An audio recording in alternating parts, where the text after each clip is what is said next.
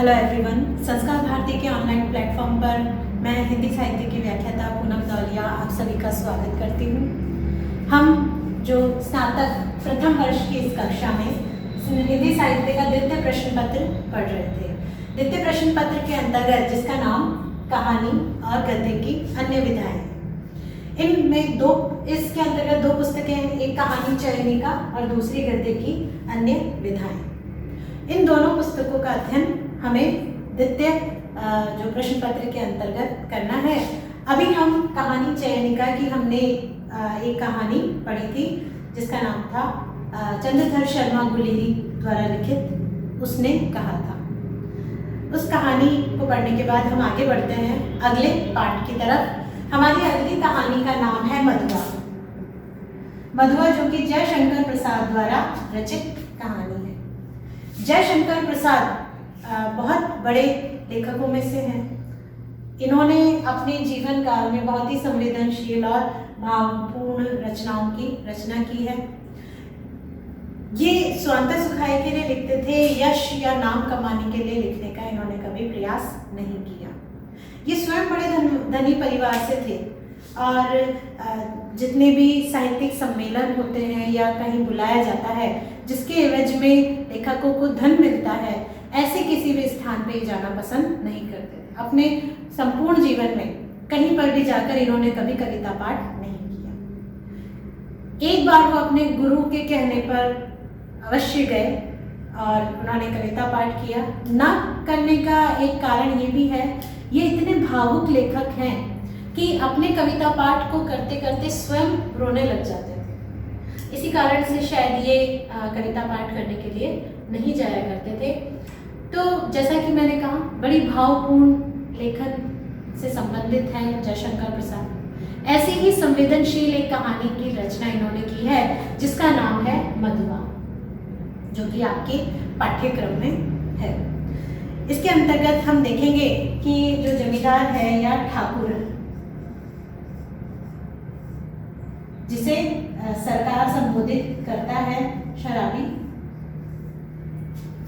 एक पहले के समय क्या होता था कि जो जमींदार ठाकुर लोग होते थे, इनके यहाँ पे जो नौकर चाकर काम करते हैं उनमें से एक होता था कि कहानी सुनाने वाला होता था। जैसा पहले मनोरंजन के साधन इतने नहीं होते थे, आज तो टीवी, मोबाइल, बहुत सारी चीज़ें मनोरंजन के लिए, गेम्स हैं बच्चों के, बहुत सारी चीज़ें हैं, फिल्में हैं, धारावाहिक है। तो मनोरंजन के साधन पहले क्या होते थे, कहानी सुनाने वाला रखा जाता था। जो कहानी सुनाता था उसके एवज में उससे पैसा दिया जाता था। तो ऐसी ही एक कहानी, बहुत पहले की बात है ये, कि एक शराबी था। शराबी जो है वो क्योंकि उसका काम कहानी सुनाने से चल जाता था, वो कहानी सुनाता था, उसे उस कहानी सुनाने के एवज में 1 रुपया मिलता था और उस 1 रुपये से वो अपना जीवन बेहतर बनाने की जगह वो खूब शराब पीता था।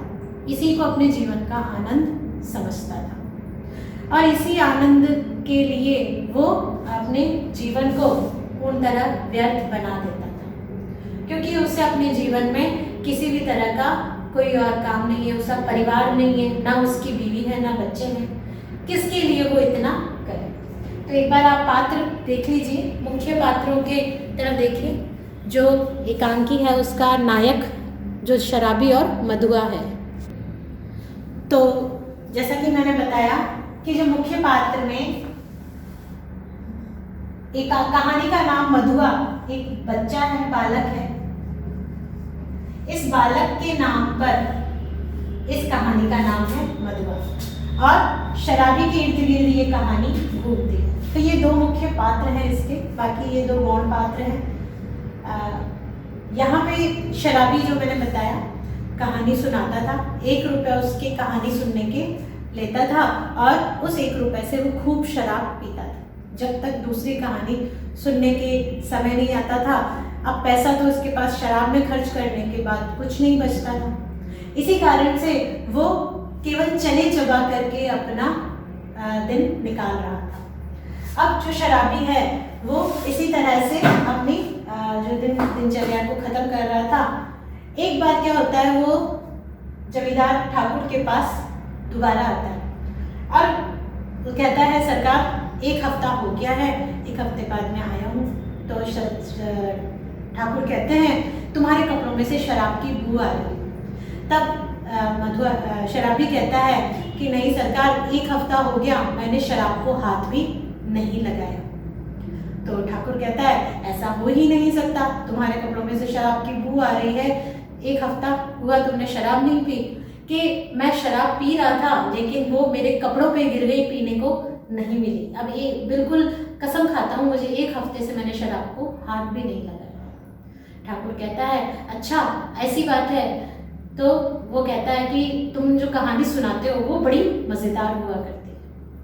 उन कहानियों को जो है उसमें तुमने जो पिछली बार जो कहानी सुनाई थी, बताओ उसके बारे में कि जो गडेरिए को, वो जो लड़की के झोली में वो लड़की उस गडरिए से क्या मांगती है? भुने हुए भुट्टे के दाने मांगती है। उसे भूख लगी होती है लेकिन गडरिया उसे भुने हुए भुट्टे के दाने देने की जगह उसकी झोली में, उसकी आंचल की झोली में जो है मोती डाल देता है। मोती बहुमूल्य वस्तु होती है। अब वो लड़की को तो भूख लगी है, उसे मोतियों की कीमत नहीं पता, वो उन मोतियों के दाने को चबाने लग जाती है। ये पिछली कहानी ठाकुर को याद थी और इसे सुनकर वो बड़ा हंस रहा था। तब वो शराबी से कहता है कि तुमने आज तक मुझे बड़ी भावपूर्ण कहानियां सुनाई हैं, लेकिन ये जो कहानी सुनाई बड़ी मज़ेदार थी, बड़ी हंसी आई, ऐसी कहानियां सुनाया करो। तब शराबी कहता है कि देखिए सरकार, मैंने जो आपको रानी और जो बेचारी रानीवास में रहने वाली रानियां हैं और दुखपूर्ण मनोदशा का जो मैं चित्रण करता हूँ, उससे मैं खुद इतना भावुक हो जाता हूँ, उससे मैं उबरने के लिए इसीलिए तो शराब पीता हूँ। तब सरकार कहते हैं कि नहीं, तुम ऐसी कहानियाँ मुझे सुनाया करो। शराबी कहता है ठीक है। तो वो उसे अन्य कहानी सुनाने लगता है और ठाकुर बड़े मनोयोग से उसकी कहानी सुनता है। पास ही कुछ कोलाहल होता है, कुछ शोर होता है। आगे बढ़ते हैं कहानी की तरफ। फिर से हम एक बार देख लेते हैं। आपको बताया पात्र चरित्र चित्रण जो इनके संवादों के द्वारा ही हो रहा है, जिसमें ठाकुर और शराबी के वार्तालाप से कथा शुरू हुई है। आगे बढ़ते हैं। आप चाहे तो स्क्रीनशॉट ले सकते हैं पात्र परिचय का।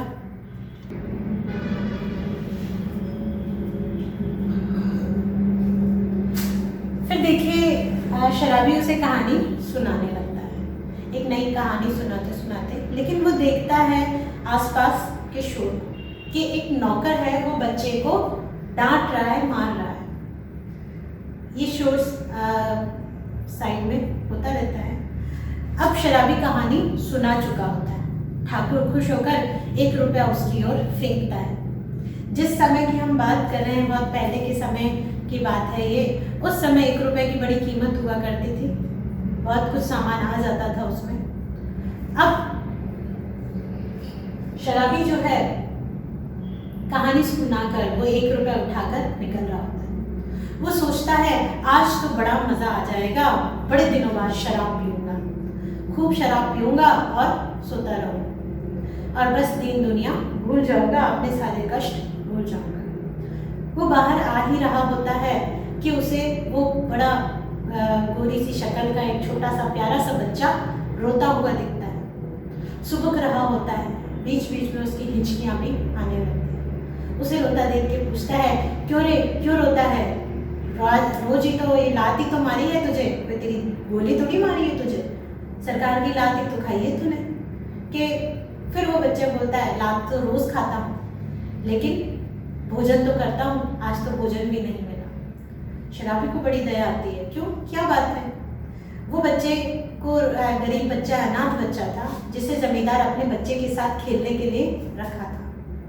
उस बच्चे को अपने साथ खेलने के लिए ले जाता था उनका जो बच्चा है, और उसके ओवरकोट को लिए मधुआ जो बच्चा है, वो जो जमींदार ठाकुर का बेटा है, उसके ओवरकोट को लिए उसके पीछे पीछे घूमा करता था और उसके आगे पीछे डोलता था, उसके साथ खेलता था, उसका नौकर बन के रहता था।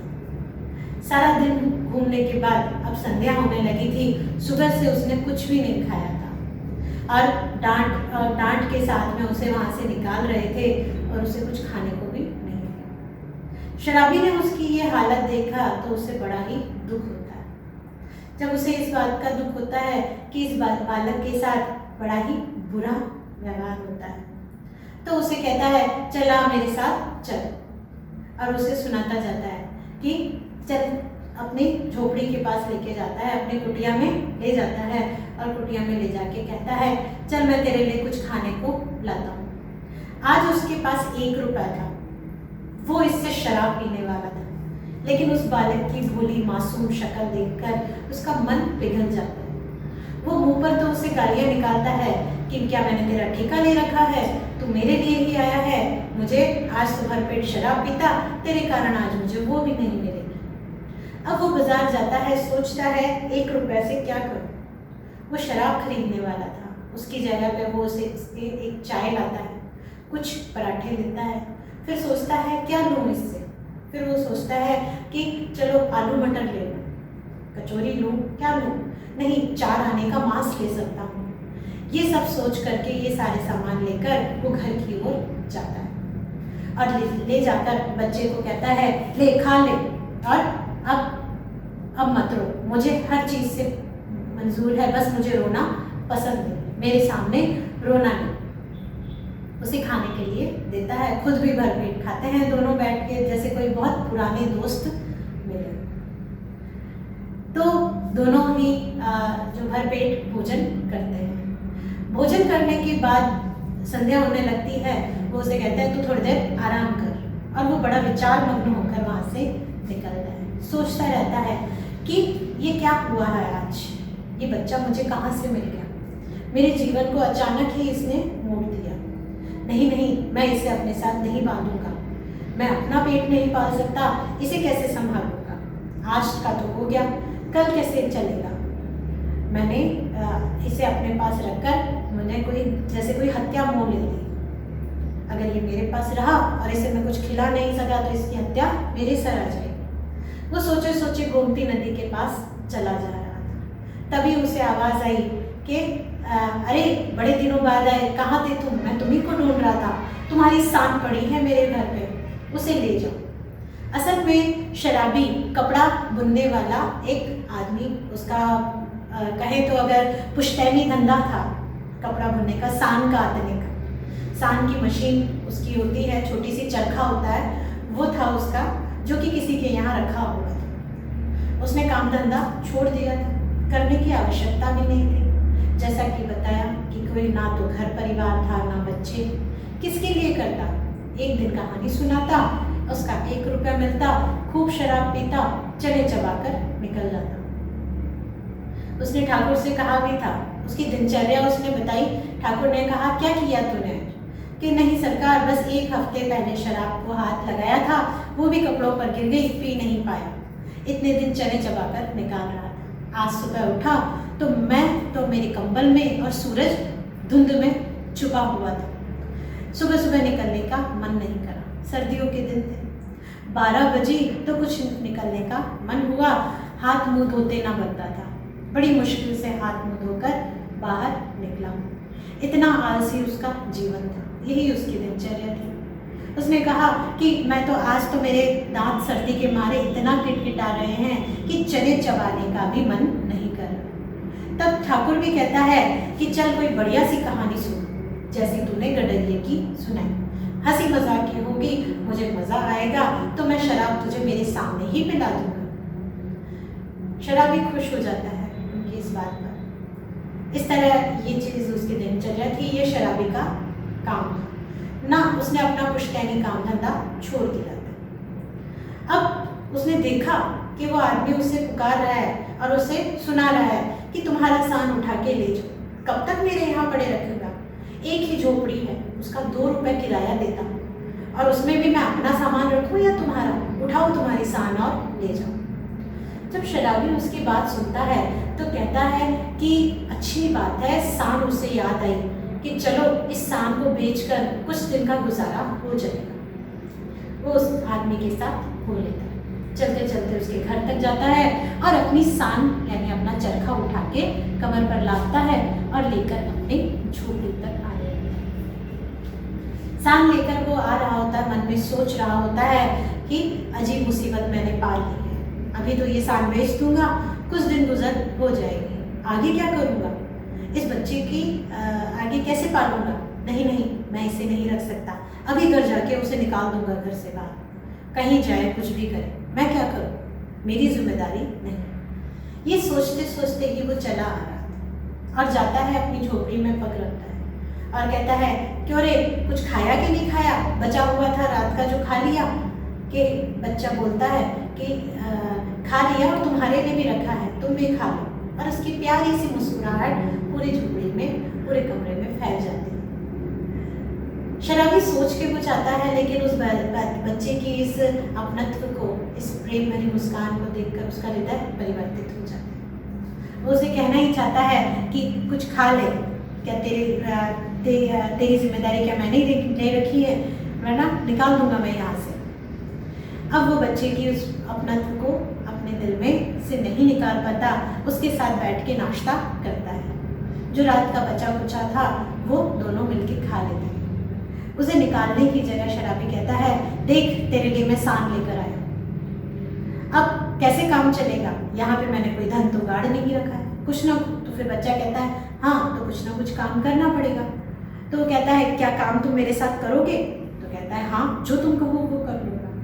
कि ठीक है ये सान लाया हूँ तेरे लिए, चल आज मैं तुझे सूत काटना सिखाऊंगा, लेकिन याद रखना मेरे साथ पेड़ के नीचे भी सोना पड़ेगा अकेले, और ये वजन भी उठाना पड़ेगा, क्या तुम कर लोगे? तो कहता है कि हाँ मैं कर लूँगा। कि एक गठरी है और एक जो सान की जो चरखा है, दोनों में से क्या उठाएगा? कि जो तुम कहो उठा लूँगा। कि अगर मैंने तुझे ये काम करने को बोला तो तेरा बाप आके मुझसे लड़ेगा। तो बच्चा कहता है कोई नहीं लड़ेगा, मेरा बाप तो मर चुका है, तुम तो चलो काम करते हैं। बच्चे की इस भावना को, इस उत्साहवर्धन को देखकर जो शराबी का भी मनोबल बढ़ जाता है और वो हंसते हुए दोनों, जो शराबी है वो सान उठाता है और बच्चा गठरी उठाता है, दोनों झोपड़ी से निकल जाते हैं। ये थी आपकी जयशंकर प्रसाद की कहानी मधुआ। कि एक बच्चा जो होता है व्यक्ति के हृदय परिवर्तन को कर देता है। तो हम आगे बढ़ते हैं जयशंकर प्रसाद के बारे में और चर्चा करेंगे, इस पाठ को लेके और चर्चा करेंगे। तो ये थी जयशंकर प्रसाद की कहानी मधुआ। इस कहानी में बहुत कुछ छूट जाता है, कहानी सुनाते समय हम पूरी कहानी नहीं पढ़ पाते, तो मैं आपको इसके मूल पाठ का भी अध्ययन करवा दूँगी। अभी हम इसके कठिन शब्दों को देख लेते हैं एक बार, कि इसमें जो कठिन शब्द आए हैं, कुछ पंक्तियाँ हैं, उनका अर्थ एक बार देख लेते हैं। कुछ ऐसे शब्द हैं जिनकी जानकारी आपको मैं दे देती हूँ। उसके अनुसार देखिए, लच्छेदार कहानी,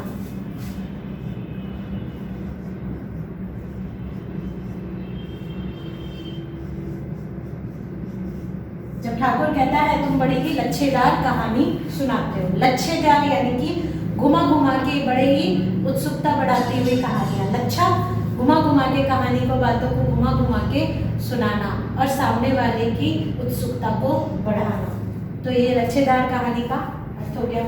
अब ये देखिए मनोविनोद।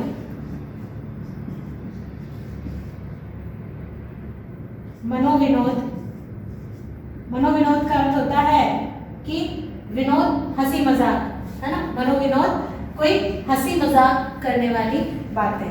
कि सुना ठाकुर का मनोविनोद करता है, कि तू अपनी लच्छेदार बातों से ठाकुर का मनोविनोद करता है।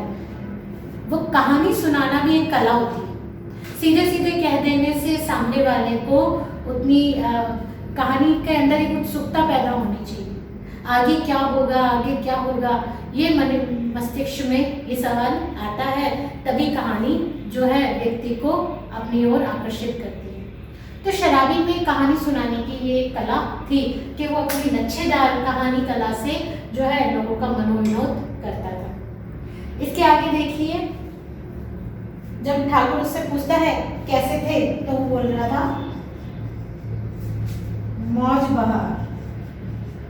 बहार जो है बारिश के मौसम से पहले का जो समय होता है, बहार उसे कहते हैं। मौज यानी मजे में, मेरा समय बड़ा मौज बहार में, कि मैं जब शराब पीता हूँ तो मौज बहार में रहता हूँ। एक घड़ी इस सारे दुखपूर्ण जीवन से अच्छी है, यानी कि मैं अपने सारे दुख को भुला देता हूँ। आगे देखिए, मैंने बताया गडरिया। गडरिया किसे कहते हैं? जो भेड़ बकरी चलाने वाला होता है, चरवाहा, उसे गडरिया कहते हैं। ठीक है। गडरिये की बेटी की कहानी थी कि गडरिये की बेटी थी, वो अब भूखी थी, तो एक नाम आया है आस्फुद्दौला।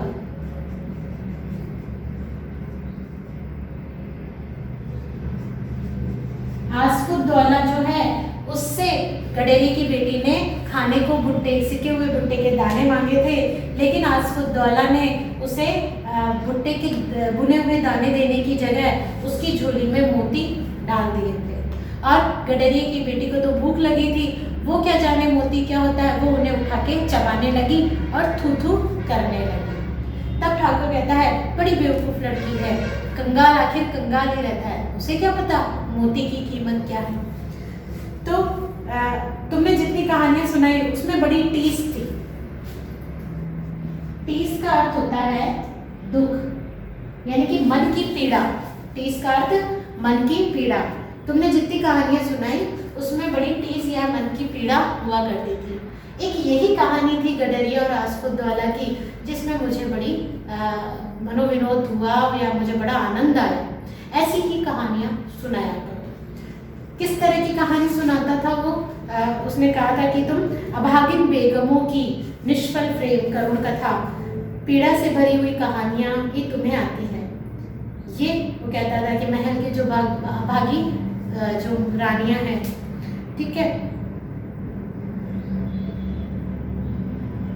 शहजादों के दुखड़े, इस तरह की कहानियां ही वो शराबी सुनाया करता था। तब वो कहता है कि सरकार, मैंने तो बूढ़ी से सुने हुए सोने से दिल, अमीर की रंगरलियां, दुखड़े की दर्द भरी कहानियां, यही सब सुनी हुई मेरी कहानियां मेरे बड़े बूढ़ों से। और ये जो दुख भरी कहानियां होती है, जब मैं इन्हें खुद सुनाता हूँ तो मेरे हृदय में भी इतनी भावुक हो जाता हूँ, और इसी तकलीफ को, दुख को भुलाने के लिए ही तो मैं शराब पीता हूँ। ये वो अपनी सफाई देता है। आगे देखिए, स्वयं शराबी है और बोलने का उसे बेढंगा है। मधुआ को जब वो रोते हुए देखता है तब उससे पूछता है सुअर रोता क्यों है। उसे बड़ा ही इस तरह के शब्दों का वो प्रयोग करता है, ताकि वो जानबूझकर ऐसे शब्दों का प्रयोग करता है कहीं उसे उसका लगाव ना हो जाए, सामने वाले को ये ना लगे कि उसका लगाव उससे हो जाता है।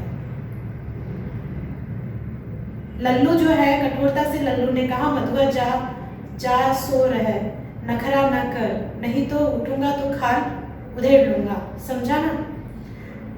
मधुआ जो है उस बालक का नाम है, मैंने बताया था जो नौकर है उसका नाम है लल्लू, नौकर का नाम है लल्लू, और इसकी भाषा अंचल की भाषा का प्रयोग हुआ है।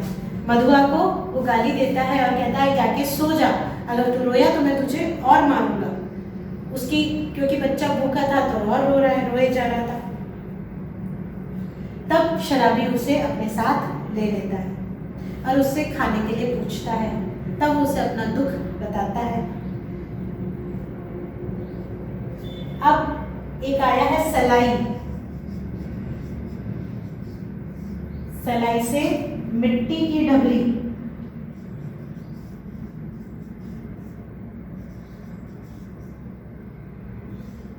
मिट्टी की डेवरी। सलाई जो है, दिया सलाई को कहते हैं। दिया सलाई यानी कि माचिस, माचिस को क्या कहा है? सलाई कहा है। और मिट्टी की डेवरी यानी कि मिट्टी से बनी हुई जो रोशनी करने की एक चिमनी बना रखी है, उससे वो सलाई से उसे जलाता है। शाम हो चुकी है, अंधेरा हो गया है, तो उससे प्रकाश करता है।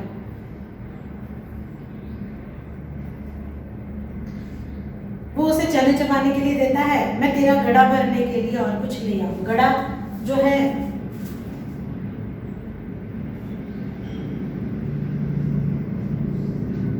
वो उसके पेट के लिए कहता है कि जो गड्ढा होता है, यानी कि खड्डे में जो भरते हैं, मैंने बताया पहले वो उसे सुअर कहता है, फिर गड्ढा, यानी कि ऐसे शब्दों का प्रयोग करता है ताकि वो उससे क्रोध, उसका प्रकट, उसका प्रेम, उसकी भावनाएं कहीं प्रकट ना हो जाए। ठीक है। बड़ा बैर है, बैर का मतलब, बैर का मतलब दुश्मनी, शत्रुता, कि मुझे रोने से बड़ा बैर है, रोने से मेरी बड़ी शत्रुता है।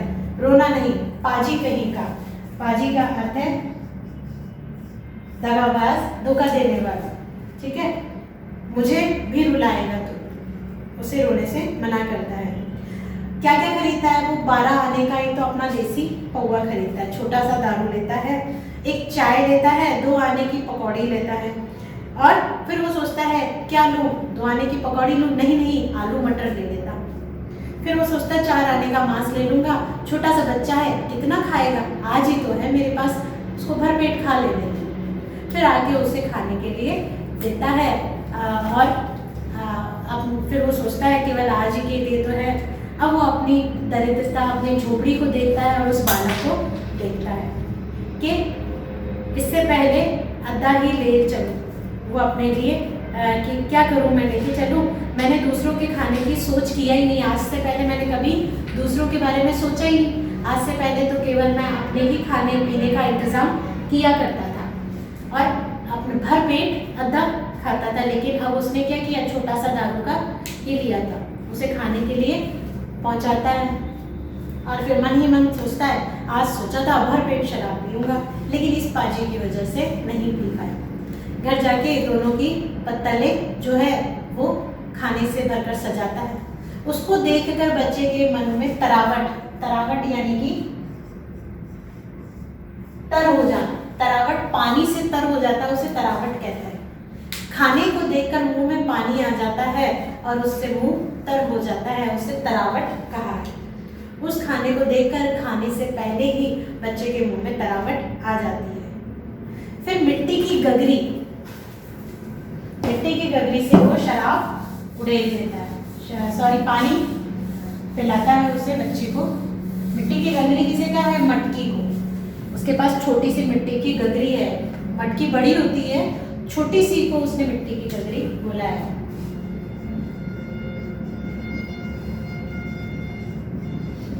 मिट्टी की गगरी छोटी मटकी के लिए आया। फिर सौंधी बास, उसकी मिट्टी की जो सौंधी बास, सौंधी खुशबू किसकी होती है? जो गीली मिट्टी होती है। बास का मतलब होता है किसी तरह की खुशबू या बदबू को बास कहते हैं। तो मिट्टी की जो सुगंध आ रही होती है उसे बास, सौंधी बास कहा है। आगे देखिए, सीली जगह, सीली यानी हल्की सी सीलन थी उसकी झोपड़ी में, उस जगह पे वो बच्चा जो है शराबी का कोट ओढ़ के सो जाता है। आगे देखिए, आलोक में, आलोक यानी कि प्रकाश, किसका आलोक की बात कर रहे हैं? चिंतापूर्ण आलोक। बच्चा तो सो जाता है, रात भर जो शराबी है उसको देखता है और उसके दिमाग में उस चिंतापूर्ण आलोक फैल जाता है। वो अपनी झोपड़ी को देखता है और उस बच्चे को देखता है, अपनी दारिद्र्यपूर्ण विभूति,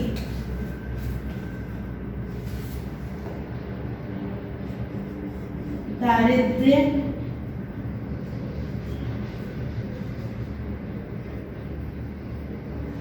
की विभूति। दारिद्र्य का मतलब होता है गरीबी, विभूति का मतलब होता है संपदा, धन, है ना। तो उसके पास कैसा धन था? गरीबी का धन था। यानी कि उसने अपनी झोपड़ी को देखा, बच्चे को देखा, तो देखा कि उसके पास तो कुछ नहीं है, इस छोटे से बच्चे को भला वो कैसे पालेगा, ये सोच रहा था। और ठुड्डी अपने घुटनों पर रखकर रात भर वो उसे देखकर सोचता रहा। फिर वो सोचा कि नियति है, कि हो सकता है ईश्वर ने मेरे लिए ही इसे भेजा है। नियति यानी भाग्य, नियति का मतलब होता है भाग्य।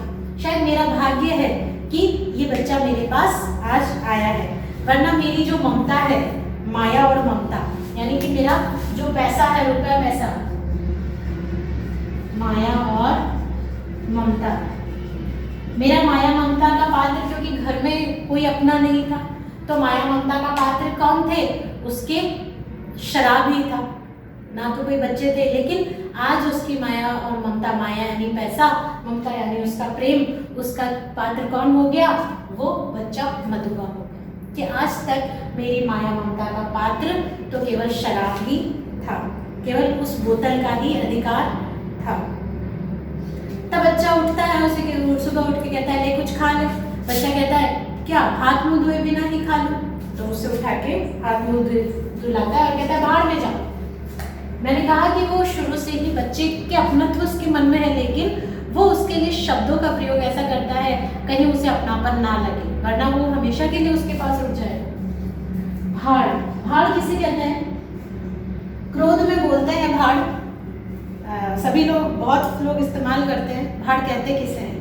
होता ये है कि गोबर से एक छोटा सा घर बनाया जाता है, उसे भाड़ कहते हैं, जिसके अंदर ऐसा इस तरह से बनाया जाता है और उसके ऊपर मिट्टी से लेप करके उसे बंद किया जाता है। अंदर से जब उसे जलाकर उसमें मिट्टी के बर्तनों को पकाया जाता है, अर्थात आग अंदर ही अंदर जलती रहती है और गोबर जो है वो धीरे धीरे जल कर इतना अधिक आग हो जाती है कि अंदर जो भी होता है मिट्टी का बर्तन वो अच्छी तरह पक जाता है। भाड़ में कोई भी जीवित वस्तु जिंदा नहीं रह सकती, इसीलिए उसे भाड़ कहते हैं। किसी का बुरा करने के लिए कहते हैं कि भाड़ में जाओ। तो यहाँ पे वो एक शब्द का प्रयोग करता है, भाड़ में जाओ, और उसे ये कहकर वो वहां से चला जाता है। और किनारे, जैसे मैंने आपको बताया कि जब वो गोमती नदी के किनारे ये सब सोचता और घूम रहा होता है और उसे एक व्यक्ति आवाज लगाता है, उसे वो जाना पहचाना लगता है और उसे उसकी सांड ले जाने के लिए कहता है। सांड लेता है तो पहले तो उसे बेचने की सोचता है, फिर उसके बाद उसके दिमाग में सांड धरने की कल, एक शब्द आया है, सांड धरने की कल। सांड धरने की यानी कि कपड़ा काटने की जो मशीन है उसे सांड धरने की कल कहा है कि सांड धरने की कल है तुम्हारी, यहाँ से ले जाओ वरना सड़क पे फेंक दूंगा। वो उसे उठा के ला रहा होता है। शराबी को कल देते हुए उसने कहा ले जाओ और इससे मेरा पिंड छूटे। पिंड छूटे का मतलब है मेरा पीछा छूटे, ठीक है। अब वो उसे अपने पीठ पर लादता है और आता है, सोच रहा होता है उसे घर से निकाल दूंगा, ये सब बातें। फिर वो सोचता है कहीं ये ईश्वर का इशारा तो नहीं, एक तरफ मुझे मेरा बच्चा मिला है और एक तरफ मेरा पुश्तैनी काम जो है वो भी मशीन मुझे मिली है, ये चरखा मुझे मिला है, सांड धरने की कल मिली है अगर, तो कहीं ना कहीं ईश्वर का इशारा होगा। हो सकता है वो उसने मुझे जीवन का एक उद्देश्य दिया है। वो जब बच्चे के पास आता है ये सोच रहा होता है। बच्चे की भी मुस्कुराहट देखकर, खाने के आमंत्रण पर उसका हृदय पिघल जाता है। कल ढोना पड़ेगा, ढोना यानी कि वजन उठाना है। तब ये इसे भाग्य का संकेत समझता है। पुराना चरखा फिर उसके सर पड़ गया है। जमागढ़ी, जमागढ़ी के कहीं धन जमा करके गाड़ नहीं रखा है जिसमें से खोद खोद कर मैं तुझे मिठाई खिलाता रहूं, तो काम करना पड़ेगा। बच्चे से वो ये बात करता है। तब उसे कहता है कि मैं तुझे सांड देना सिखाऊंगा। सांड देना यानी कि किस तरह से सूत से जो है डोरी बनती है और उससे कपड़ा बनाने की तैयारी होती है, वो सब वो उसे सिखाने की बात करता है। और उसे कहता है कि बालक की आंखें दृढ़ निश्चय की सौगंध का खा रही थी। सौगंध,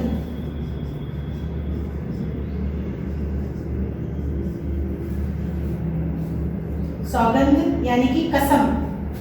जो बच्चे की आंख है इतने दृढ़ निश्चयी हो गई थी, ऐसे लग रहा था कि वो उसकी आंखें जो है दृढ़ निश्चय कर लिया था। दृढ़ निश्चय यानी कि अपने जिस बात पे अडिग रहना, कसम खा ली थी कि अब हम इसके अलावा इससे अडिग नहीं होंगे या इसके अलावा और कुछ नहीं करेंगे, हम काम करेंगे, मेहनत करेंगे और कमाएंगे। उसे वजन ढोने के लिए कहता है कि अगर मैं उससे काम कराऊंगा तो कहीं ऐसा ना हो इसके घर वाले मुझसे लड़ने आ जाए, इसका बाप आ जाए मुझसे लड़ने के लिए। तब बालक कहता है चिंता ना करो, मेरा बाप तो कब का मर चुका है, तुम्हें कोई कुछ नहीं कहेगा। और दोनों को उठाते हैं। वो उसे कहता है बड़ी कठिन परिस्थितियाँ आएंगी, पेड़ के नीचे भी सोना पड़ेगा। तब बालक कहता है मैं सब चीज़ के लिए तैयार हूँ, चिंता ना करो। वो जीवन यापन करने के लिए दोनों के ही पास जीवन का उद्देश्य मिल गया कि मैं कितना भी काम कर लूँगा लेकिन उस ठाकुर के घर वापस नौकरी करने नहीं जाऊँगा। तब शराबी भी कहता है शायद मुझे भी अब शराब ना पीने की कसम खानी पड़ेगी। और ये कहकर दोनों ही अपनी झोपड़ी से निकलते हैं और अपने काम धंधे पर लग जाते हैं। तो ये थी आपके मधुआ की कहानी। मैंने आपको बहुत इम्पोर्टेंट जो थे शब्द जो जिनमें कठिनाई आ सकती थी उनका परिचय मैंने आपको दे दिया है। उम्मीद है आपको समझ में आया होगा। फिर भी अगर किसी तरह का कोई संदेह रह जाता है, किसी तरह का प्रश्न होता है, आप कमेंट्स में बता सकते हैं। पढ़िए, इसके मूल पाठ को भी मैं आपको आगे बताऊंगी। आज की कक्षा बस यहीं तक। अगली कक्षा में हम इसका मूल पाठ और इसके प्रश्नोत्तर, मुख्य जो महत्वपूर्ण प्रश्नोत्तर है उन्हें देखेंगे। आज की कक्षा बस यहीं तक। अगली कक्षा तक के लिए यहीं पे विराम। धन्यवाद।